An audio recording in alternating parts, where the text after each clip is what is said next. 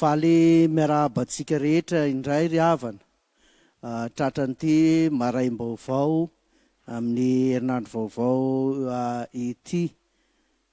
Misaotra an'Andriamanitra isika noho ny fahasoavany, velona trapamonjena amakivaky indray izao herinandro izao.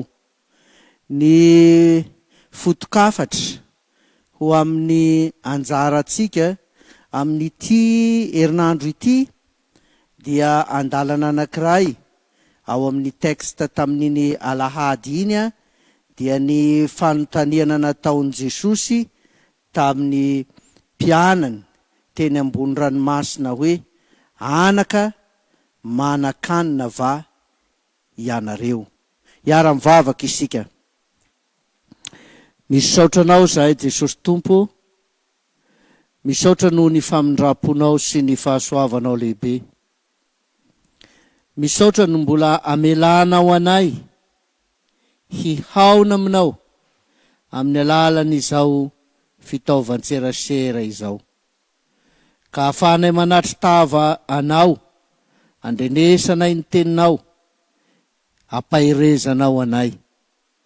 Midera sy manome voninahitra ny anaranao zahay noho izany. Misaotra anao zahay, na dia ao azy izao toedrara manahirana ny olombelona rehetra eran'izao tontolo zao. Misaotra anao zahay, fa amin'izany amangianao ny isam-baravarana, izaranao ny teninao ho an'izay afaka miaino izany, ary aperitreretana koa ny tsy afaka miaino izany. Misaotra anao zahay, fa ianao momba sy mitahy ny firenenay, ary ianao mampahavokatra zavatsoa ho an'ny firenenay amin'ny alalan'ireo olom-boafidinao isan-karazany, na ny mpitondra fanjakana, na ny mpitondra fiangonana, na ny manam-pahaizana mpikaroka rehetra amin'ny fitsaboana sy ireo androm-panjakana samihafa. Misaotra anao izahay, raha mbola avelanao izara ny teninao, dia taio ary ny teninao, mitenena aminay fa miaino anao zahay, amin'ny anaran'i Jesosy Kristy Tomponay. Amen. Ny tenin'Andriamanitra izay anjarantsika ary dia tapany amin'ny anjarantsika tamin'ny alahady teo, dia ny filazantsarany Jaona 1:20 andiny voalohany ka hatramin'ny 9. Filazantsarany Jaona ny 1:20 andiny voalohany ka hatramin'ny 9, izay mivaky toy izao amin'ny anaran'i Jesosy. Rehefa afaka izany, dia niseho tamin'ny mpianatra indray Jesosy teo amoron'ny Ranomasin'i Tiberiasy, ary toy izao ny nisehoany: Niaraka Simona Petera sy Tomasy, izay atao hoe Didymo, sy Natanaela, ilay avy tany Kana any Galilia, sy ireo zanak'i Zebedio, ary mpianatra roa lahy hafa koa. Hoy Simona Petera taminy: andeha hanarato aho. Hoy ireo taminy: andeha hiaraka aminao koa izahay. Dia nandeha izy ka niditra an-tsambokely, ary tamin'iny alina iny dia tsy nahazo na inona na inona kory izy. Ary noho ny efa nazava ratsy ny andro, dia nitsangana teo amoron-dranomasina Jesosy, kanefa tsy fantatry ny mpianatra hoy Jesosy zany. Dia hoy Jesosy taminy: anaka, manan-kanina va ianareo? Dia namaly azy hoe izy tsia, ary hoy izy taminy: alatsao eo amin'ny sisiny ankavanan'ny an-tsambokely ny aratonareo, dia hahazo hianareo. Koa dia nalatsany izany, ka dia tsy zakany nakarina noho ny habetsahan'ny hazan-drano. Ray masina o manamasinana anay amin'ny fahamarinana, ny teninao ny fahamarinana. Amen. Ry havana malala ho aminareo rehetra ny fahasoavan'Andriamanitra sy ny fitiavan'i Jesosy Kristy tompontsika ary ny firaisana amin'ny fanahy masina hatramin'izao komandrak'izay. Amen.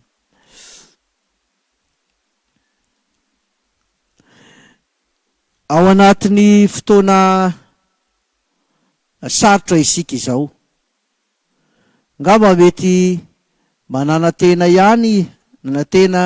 ihany isika fa isy masoandro mihiratra amin'ity herinandro ity, na dia ao aza ny ahiahy ihany koa hoe ahoana no ho tohiny izao toedrarà iaina ny firenena izao. Itombo ve ny isan'ny marary? Itombo ve ny isan'ny sitrana? Ho voasoroka tanteraka ve? Azo ivoaka malalaka amin'izay ve ny olona? Sy ny fanontaniana samihafa zay mipetraka ao anatin'ny sainy be sy ny maro. Ireo rehetra ireo anefa dia azo aravina amin'ny teny tokana hoe vesatra, misy vesatra izay tsy hain'ny olona vahana ao anatiny tsirairay. Mba hiresaka zavatra mamalifaly kely aho, ary angamba mifandray ka amin'ny mpianatra eto koa izany, amin'ny zavatra tantarainy tenin'Andriamanitra anjarantsika. Fa indray andro dia nisy lehilahy anankiray nanjono teo ambony tetezana, zany hoe amin'ny lalana zany, amin'ny arabe. Dia nandalo ny mpitondra bisikileta anankiray, nandeha avy any. Dia izao no lazainy tamin'ilay mpanjono: manjono ve? Manaikitra ve? Dia hoe ilay mpanjono ny gongonona: efa hita fa manjono, efa hita fa tsy manaikitra. Fa ilay mpitondra bisikileta ny riotra ihany. Efa lasa lavidavitra ilay mpitondra bisikileta dia nitsangana ilay mpanjono, dia nisioka ilay mpitondra bisikileta mba hiverina. Dia niverina ilay mpitondra bisikileta. Angamba nieritreritra izy hoe sao dia misy zavatra latsaka ary. Dia niverina izy, dia tonga teo amin'ilay mpanjono izy, dia hoy ilay mpanjono: mitaingina bisikileta ve? Mandeha mafy ve? Tesitra ilay mpitondra bisikileta, dia hoy izy hoe: efa hitanao fa mitaingina bisikileta ka nahoana mbola tenenao mitaingina bisikileta ve? Manaikitra ve? Mandeha mafy ve? Zay ihany ve niantsoanao aho? Dia hoy ilay mpanjono hoe: ka zany nieritreritra hoe tsy mahalala fomba e, satria ianao mba nanatsafa ahy hoe efa hitanao fa manjono, dia natsafainao hoe manjono ve? Manaikitra, efa hitanao fa tsy manaikitra ny trondro, dia lazainao hoe manaikitra ve? Ka dia mba naneo izany fahalalam-pomba izany koa mba hamerina aminao. Mpianatra reraka manatrika an' Jesosy eto, reraka n'inona? Tahaka ny tantely verireny, tahaka ny tantely verireny, ary dia feno aya sy tahotra tanteraka, kivy tanteraka, na ipetera ilainy hoe verina ho pitarika ny mpianatra ka nametrahany Jesosy fitokisana tanteraka, ka nilazainy hoe omeko anao ny fanalahidin'ny lanitra, izay vahanao ety dia vahana any an-danitra, ary izay fehezinao ety dia fehezina any an-danitra. Kivy koa. Ary niara-ny angona izy ireo, niara-ny vory ny hidy aman-trano. Fa tsy niara-ny vory ny hidy aman-trano mba hihevitra sy handinika hoe anahoana no hanohizana ity asa ity, ty andraikitra napetraka i Jesosy tompo amintsika ity ka nametrahany fitokisana amintsika ity. Satria fa izay fivoriana dia fa haverezan-kevitra tanteraka. Ka na dia efa niseho tamin'ny tao anatin'izany fihiboana izany aza Jesosy, ka nanambara taminy, naneho taminy ny olatry ny onomboana. Nisy ny sasany izay nilaza karihary mihitsy rehefa nitantarana hoe de za de tsy mba ino an'izany a, raha tsy ataoko eo amin'ny nanovoany ny tanako de ataoko eo amin'ny olatry ny nomboana ny ratsan-tanako, tsy mba ino a. Ary tsy io lehilahy mpianatra io rery ihany, Tomasy na i Didymo, tsy mba io ihany no trahatra n'izany, tsy finoana izany, fa na de izay niseho hoe mino sy mahalala ny fitsanganan' Jesosy tamin'ny maty, nahita azy aza ny tantaran'ireo vehivavy, fa efa nahita ny tompo tokoa izay, efa nitsangana tokoa izy. Niazakazaka tany ry Petera, nijery ny fasana araka ny tantaran'ny filazantsara hafa azy, ary nahita an' Jesosy izy ireo, fa na de izay nahita aza tsy nino koa, tsy nino koa, satria nitahotra ny namen'ny fony. Ary dia io no nahatonga ny hevitra ny tsimoka tao anatin'ny sain'ny Petera eto hoe andehana rato ah, adinony tanteraka ny fitaizana sy ny afatrafatra rehetra natao taminy nandritra ny 3 taona zay. Adinony Petera tanteraka izany, very tao anatin'ny sainy tanteraka izany. Ary de izao izy miverina hanarato izao indray. Eo indrindra amin'ity toerana niverenany tamin'ny asany ity indrindra no miseho izao anjarantsika ipetrahan'ny fanontaniana hoe anaka manan-kanina va ianareo. Satria io resaka kibo io manahirana, fa raha nataony fitondrana ny ezaka rehetra atao mba hiarovana ny olona tsy ho faty ny valanaretina coronavirus, de izay fanontaniana mipetraka ao anatin'ny sain'ny olona dia ny hoe inona no hohaninay. Zay no tsy maintsy fanontaniana mipetraka. Ary raha vao nolazaina ny fihiboana tamin'ny andro voalohany dia feno olona ny tsena, samy nandeha niazakazaka ny olona nitady hoe inona no hohaninay, ka dia nanao ny kajy rehetra mba hisy hohanina. Ka dia isan'ny manahirana izany. Ary raha misy olona anankiray ametrahana andraikitra amin'ny zavatra anankiray, amin'ny zavatra atao anankiray, dia ny fanontaniana voalohany mipetraka ao an-sainy, inona no hohaniko ao, na hoe manahoana ny anjara ho sakafoko amin'io zavatra io, amin'io atao io. Ka io no ametrahan'i Jesosy fanontaniana eto. Niverina nanaratsy tokoa reto mpianatra ireto takariva tamin'izay. Ngamba maniafinafina olona ihany, satria to mahamenatra zany, olon-dehibe efa nanaradian'i Jesosy, mpianatra Jesosy, ary fantatry ny be sy ny maro fa folakandro ny akina natorovato ny diavina, ka de iny iverina ho any amin'ny ranomasina indray, dia nanjony fantatry ny ray tanàna, ka mety niafinafina ihany ity dia ty, fa de indro nizotra ho any amin'ny ranomasina izy ireo. Tarihan'ny lehibe ny de Petera izany.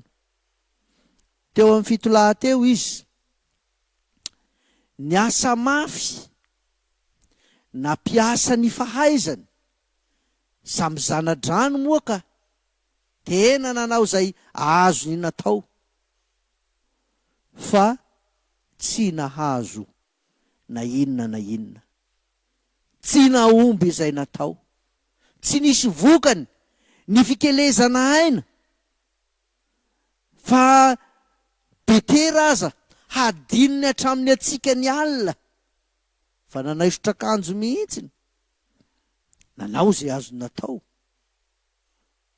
fa tahaka ny hoe nanao ny tsy nambinina. Fa izao ny zavatra manaitra. Misy olona anankiray koa izay tsy mba resy ny torimaso tahaka azy ireo fanisahirana. Ary tsy tafandry tamin'ny toerana zay nisy azy, fa nikatsaka sy nitady ireo olo tiany.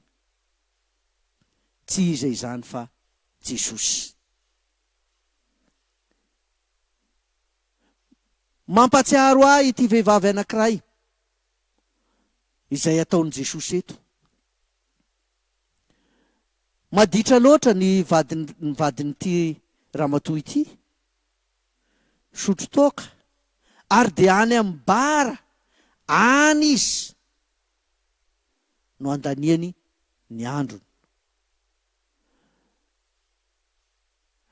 Fa sahiran-tsaina ny aminy ny vadiny, ary isakariva dia efa fantatry ny olona ihany fa lasa mandeha mitety ny bara rehetra mitady hoe aiza ny misy ny vadiny. Ary tsy vitany hoe mitady ahita ny vadiny ihany izy, fa izao ilay vadiny koa, ilay lehilahy koa dia mba miseho endry rehefa tadiavina, ka izy tadiavina indray no mamono. Hoe everinao angafa zazakely ah, everinao angafa tsy mahalala mody ah, everinao angafa tsy mahalala zay tokony atao, ka inona no hitsolasolananao aty, analanao baraka amin'ny namako. Dia mamono ny vadiny koa izy. Fa moa mampijanona ilay vehivavy va izany? Fa tonga foana izy mitady azy foana izy, henjana ny fitiavana. Fitiavana no antony izany, fa tsy tsampan'ilay lehilahy akory izany fitiavana izany. Ary na dia efa naseho ny mpianatra hatramin'izao fitsanganan' Jesosy amin'ny maty izao aza, fa tsy mino, toa tsy mino, toa tsy matoky ny teny nataon'i Jesosy taminy izy.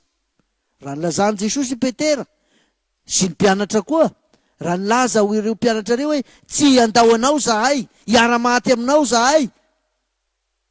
Fa nitenenan'i Jesosy Petera hoe raha mbola tsy misy akoho maneno telo dia andahy raha mbola tsy misy akoho maneno akory dia andahy telo ianao. Fa tanteraka izany. Ary amin'izao efa nitsangana tamin'ny maty Jesosy, efa niseho tamin'izy ireo, efa hitany, fa mbola tsy mino ihany izy. Fa ilay entin'ny fitiavany mitady azy. Mova tsy ity no ambarany tononkirany Solomona ny amin'ilay mitady ny olo tiany, hatraiza hatrany atsevatsevaky ny aram-bato, eny mitsiritsiroka amin'ny varavarana, mamantatra ny olo tiany mitady azy. Ary tena lalina la zany fitiavan'i Jesosy ny mpianatra izany.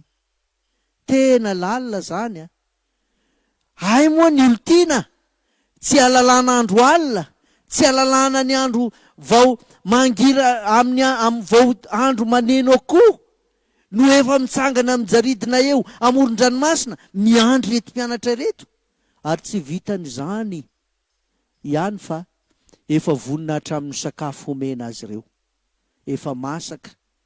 Zany hoe efa naharitra ela Jesosy no niandry azy ireo teo. Io Jesosy io no mametra-panontaniana amin'izy ireo, tsy hoe fanontaniana mila voatsiary na fanatsafana tahaka n'ilay nataon'ilay mpanjony tamin'ny mpitondra bisikaleta teo, hoe nataon'ilay mpitondra bisikaleta tamin'ny mpanjony teo hoe manjony ve? Izay nataon'i Jesosy, fa te hampahatsampa ny mpianatra, fa tsy miova ny fitiavany azy ireo. Fa ilay niarahan'i Jesosy taminy nandritra ny fotoana 3 taona, moa nisy olana tsy voavavy, moa nisy hanoanana nanjony mpianatra va ka tsy afaka nihinan-kanina izy ireo, moa nisy fahasairanana ny tranga ve teny aminy, moa nisy narary va ka tsy sitrana, moa nisy maty va ka tsy natsangana. Tian'i Jesosy hampahatserovina azy fa fihaonana vaovao amin'ny fahariana vaovao no hiainan Jesosy miaraka amin'izy ireo izao. Fiainana tsy amin'ny alalan'izay hita maso sy tsapain'ny tanana tahaka ny tsapain'ny tanana an' Jesosy sy nandraisany azy ka tiany Tomasy averina indray ka ilazany hoe raha tsy atehiko eo ny tanako tsy ino aho. Tsy finoana izany fa fahitana. Tsy finoana izany fa fahitana. Fa izay ataon'i Jesosy amin'ny mpianatra amin'izao fahariana vaovao izao dia tena finoana. Ny tena finoana dia tsy miantehatra amin'izay azony tanana tsapaina. Ka dia asehon'i Jesosy amin'ny fanontaniana apetraka amin'ny mpianatra eto izany hoe anaka manan-kanina va ianareo? Misy azonareo antenaina ve ny eto? Misy azonareo enteherana ve ny eto? Io no hevitra ao anatin'ilay fanontaniana. Filifiry moa isika nome amin'izao fihiboana hatrano izao no te andre fanontaniana amin'izany. Moa tsy ady be ve ny amin'ny isa-pokotany amin'ireo fizarana sakafo ho an'ny sahirana, fa samy iseho teo sahirana avokoa ny rehetrarehetra mba azo izany. Moa tsy filaharam-be manahirana ve ny amin'ny tsena mivary mora, satria samy tia azo ny mora avokoa. Tsy hafa fa ny fianteherana amin'izay hita maso. Fa hoy ny ambaran'ny mpanao salamo, zava-poana ho anareo ny alipandry sy misasatra ny sasatra sy ny alipandry ka homana ny anina izay azo amin'ny fisasarana, fa izany dia omeny aniny malalany na dia matory aza izy. Fa nieritreritra ny mpianatra fa raha miala ao amin'ny trano izy mba hidinika sy hiandry an'i Jesosy ao ka hiverina amin'ny raharahany eny an-dranomasina, dia izay no aomby azany. Ary moa tsy efa mba nanao izany va ilioka i Petera azafady? Moa tsy efa mba nanao izany va i Petera tamin'iny antsoan'i Jesosy azy araka ny ambaran'ny lioka, ry amin'ny lioka toko 5 Ary moa tsy niasa mafy nandritra ny alina tahaka ity indray mitoraka ity koa va izy? Ary navelan'i Jesosy ho mafana tsara ny andro amin'ny fotoana izay hiakarany trondro aty amin'ny marivo kokoa. Izay vao nasain'i Jesosy niverina teny amin'ny lalina. Andeana latsaho eny amin'ny lalina ny aratonao dia azo ianao. Dia mety niolakolana ihany Petera tamin'izay fotoana izay. Fa hoy izy, noho ny teninao dia latsako ihany. Ary rehefa nalatsany dia izao, nahazo azan-drano be dia be. Ary natsoina koa aza ny sambokely rehetra teo, ary samy nameny ny azy. Faly. Ny akoka Petera nahita izany. Ka niteny hoe tomboko sy Andriamanitra, miala amiko fa olomeloko aho. Dia hoy Jesosy taminy, hatramin'izao dia olona no azonao. Fa hadin'ny Petera io. Hadin'ny Petera io teny io. Ho fanehoan'Andriamanitra fa tsy izay mety lo, tsy izay mety rava no andrasana aminao, fa izay maharitra mandrakizay.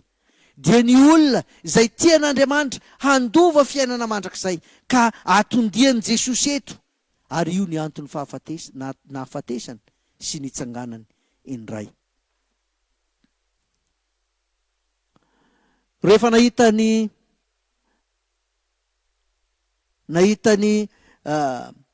an Jesosy nanao io asa io ny mpianatra, dia tohizany eo fa ny mpianatra anankiray dia nahafantatra fa Jesosy io mitsangana io. Jesosy io mitsangana io. Ary zay Petera voataitra koa. Ary tsy niandryandry fa tonga de nijoboka, niditra ao anaty rano de nakeny amin'i Jesosy. Tsy any moa ny anjarantsika fa io tapany ambony io ihany. Ry havana, mety ho tratrany fahasondrianana koa isika, vokatry ny ady amin'izao Covid-19 izao. Ary mety manao ny kajikajy samy hafa everitsika ho fahombiazana. Kanefa izay neverintsika ho fahombiazana, nandritra izay 30 andro zay, moa fahombiazana va? Tena naomby va? Tena tonga lafatra va? Ary inona ny vokatra azo? Fa Jesosy manana izay mampahomby atsika. Manana izay mampahomby atsika dia ny fampahatserovana antsika fa amin'izay rehetra mitranga, na inona na amin'ny tenatsika na amin'ny momba an'Andriamanitra. Izay kendrena de izao, ny Andriamanitra de mampiasa ireny rehetra ireny azahoan'ny olona famonjena, handovany olona fiainana mandrakizay. Ary Andriamanitra manomana zavatra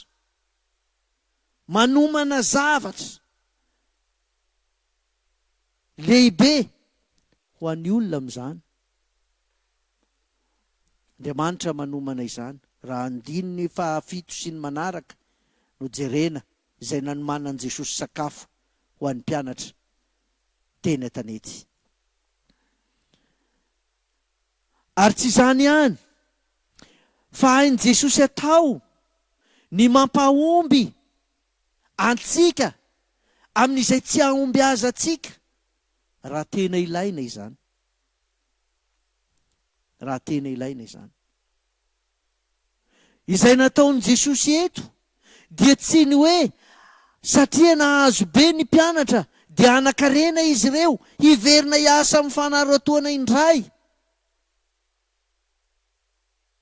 Fa Petera dia nahatsapa, adininy avy hatrany ireo azandrano ireo fa nidina ao anaty ranomasina avy hatrany izy.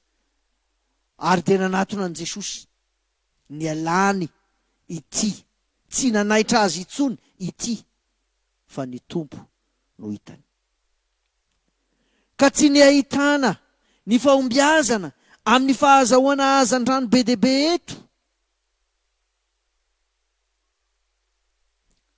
fa ny fampahiratana ny mason'ny mpianatra, fa Jesosy ange ka manara-maso azy foana na aiza lehany. Jesosy ange ka mijery azy ireo foana, na inona miantra aminy, na inona manjo azy. Eo foana Jesosy. Ary hoy ny iratsika hoe, ahy Jeso hatra ety, ahy Jeso hatra ery, ahy Jeso zoky tia, ahy Jeso ampy izay. Jesosy ry havana, manara-maso anao foana, mahita anao izy, mijery anao izy, fantany anao, fantany ny momba anao, fantany ny alehanao rehetra, fantany ny programanao, fantany ny ayainao sy ny tahotrao. Fa izy te hamantatra sy te hanorina mafimafy kokoa ny finoanao. Hoy ny fanontaniana aminao, amintsika koa amin'ity anio ity hoe, anaka manan-kanina va ianareo? Tian'i Jesosy ho fantarina ny ao am-ponao, miatehatra amin'iza, miankina amin'iza, miandrandra an'iza, ny fiainanao. Iza no antenainao eto? Iza no andrasanao eto? Io no antony fanontaniana. Enganesika mba ho tariny fanahin'Andriamanitra. Kana navaly teny. Ny mpianatra moa dia namaly avy hatrany hoe tsia. Mety isy ngamba mety ho nametraka fanontaniana enjana indray hoe manakomenanay ve ianao? Na mety hiteny hoe inona no azonao atao ary raha tsy manana zay?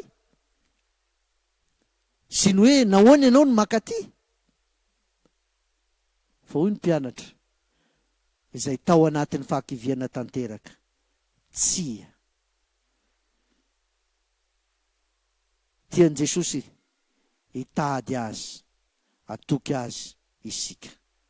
Efa nataony ny fiaretana samihafa ho antsika ary ny afara hatreo amin'ny hazo fijaliana, teo amin'ny fahafatesany sy ny fitsanganany indray ho antsika izany. Ary io indrindra no antony lehibe amin'izay ampiorenan'i Jesosy ny finoan'ny mpianatra, mba hiorina amin'ilay efa maty fa velona indray, nandresy ny herin'ny fahafatesana ary nandresy ny herin'ny tsy fisihana, ka tonga tao misy tao amin'ny tsy misy. Ary izy no momba ny mpianatra, tsy hatramin'ny niarahany tamin'ny tao anatin'ny 3 taona ihany, fa manomboka amin'izao fahariana vaovao atao amin'ny mpianatra Jesosy izao, ka dia tsy hanarato hazan-drano intsony fa olona no ho azony. Voninahitra ny eo an'Andriamanitra raisy zanaka ary fanahy masina, izay aza hatramin'ny taloha indrindra ho azy mandrakizay. Amen. Ivavaka isika. Ry Jesosy Kristy Tompo, Andriamanitra velo, misaotra anao zahay, misaotra anao napahafantatra anay, misaotra anao fa misy mpikarakara izahay, ary tsy mijery ny tsy fantanteranay fa mametra-panontaniana aminay, ny amin'izay matimatesanay sy sairananay eto amin'izao tontolo izao hiazakazahanay. Aminona masoandro tsy hatoriana amin'ny alina dia ny hoanina, ka metra-panontaniana hoe inona no hoaninay na inona no tafianay. Tsy mbe zahay no mametra-panontaniana amin'ny tenanay intsony, fa ianao no mametra-panontaniana aminay hoe anaka manan-kanina va ianareo. Jesosy io ampio zahay mba ahay amaly araka izay sitrakao, ka hiteny araka izay sitrakao mba hanasitrananao sy hamonjenao anay. Amin'ny anaran'i Jesosy Kristy Tompo, nanaovana izany vavaka izany. Amen. Dia samia tompoko ho tahin'Andriamanitra makivaky izao herinandro izao. Saotra tompoko.